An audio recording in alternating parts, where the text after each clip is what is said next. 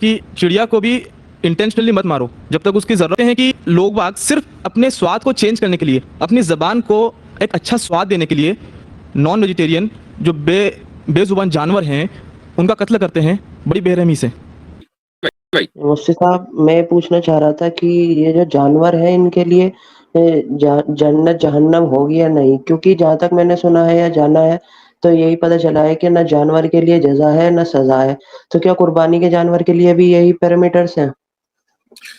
قربانی کے جانور کے لیے تعلق سے جو حدیث ہے وہ یہ ہے کہ وہ جانور پل صراط پر آپ کی سواری بنیں گے، لیکن وہ جنت میں نہیں جائیں گے، بس یہ کہ وہ سواری یعنی ان کو بھی زندہ کیا جائے گا اور آپ کی سواری بنیں گے اور اس کا سوار ہو کر آپ جنت میں داخل ہوں گے، لیکن وہ خود جنت میں نہیں جائیں گے، ان کو اس دنیا کے لیے بنایا گیا ہے۔ تو جس چیز کو اس دنیا کے لیے بنایا گیا اس کا کام مکمل ہو گیا اور وہ اپنا کام مکمل کر کے وہ چیز ختم ہو جائے گی۔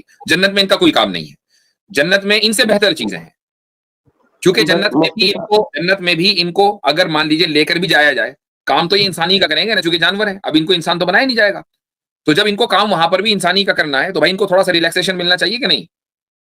جی تو مفتی صاحب اس سے میرے دو تھی بات، جیسے ایک جانور ہے وہ جنگل میں رہتا ہے اور اس کا پیر ٹوٹ جاتا ہے تو وہ تو اس پہ ظلم ہوا، کیونکہ وہ تو نہ جنت میں جائے گا نہ جہنم میں۔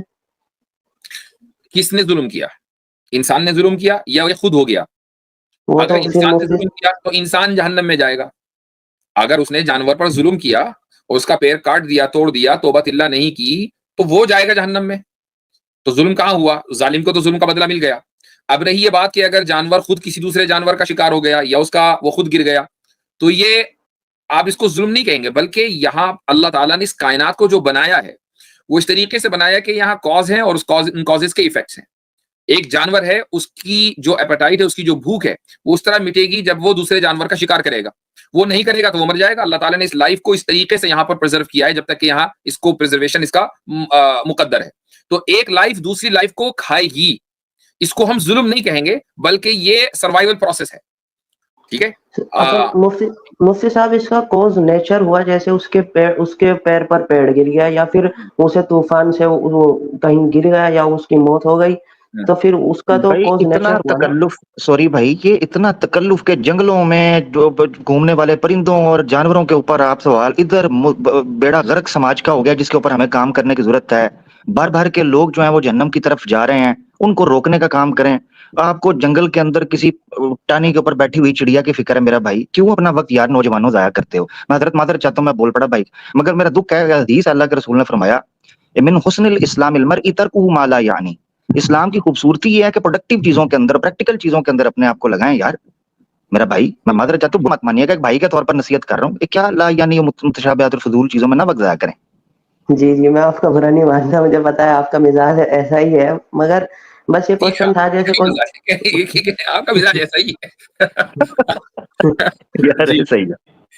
تو مفتی صاحب وہی بات ہے نا، جیسے ایک جانور ہے، میں یہاں ہریانہ یا دہلی وغیرہ میں ایسا ہوتا ہے جو اچھی نسل کے بل ہوتے ہیں انہیں شروع سے اچھا کھلایا جاتا ہے، پلایا جاتا ہے، ان کا کام ہوتا ہے شو میں جانا، مطلب انہیں کاٹا نہیں جاتا، اور ایک ہے جو اللہ کی راہ میں قربان ہوا، اور ایک تیسرا جانور ہے جسے بگی میں باندھ کے وہ محنت کر رہا ہے، تو یہ تینوں ایکول کیسے ہوئے؟ ان کا مطلب یہ مٹی ہو جانے، ایک قربان ہوا، ایک محنت اتنی کر رہا ہے، پر ایک کی لائف اچھی ہے، اسے کھانے کو اچھا مل رہا ہے، تو جانور کے اوپر تو یہ ایک طریقے سے اس کے ساتھ ناانصافی ہوئی۔ مجھے ایک بات بتائیں کہ کیا تینوں میں سے کسی ایک جانور کو عبادت کرنے کا حکم تھا اللہ کی طرف سے؟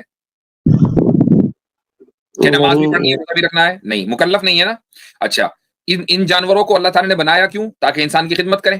تو ایک جانور خدمت کر رہا ہے ذبح ہو کر، دوسرا اس میں سواری کے کام آ کر، اور تیسرا شو میں شامل ہو کر۔ ہر جانور خدمت کر رہا ہے انسان کی، اور جو جانور ہماری خدمت نہیں کر رہے ہیں وہ ایکو سسٹم کو مینٹین کیے ہوئے ہیں۔ ہر چیز کو اللہ تعالیٰ نے انسان کی خدمت کے لیے لگایا ہوا ہے، وہ اپنا کام کر رہی ہے، جب اس کا کام مکمل ہو جائے گا اس کا چیپٹر کلوز ہو جائے گا، کیونکہ اس دنیا میں اصل انسان ہے۔ جی شکریہ۔ اصل میں ریزن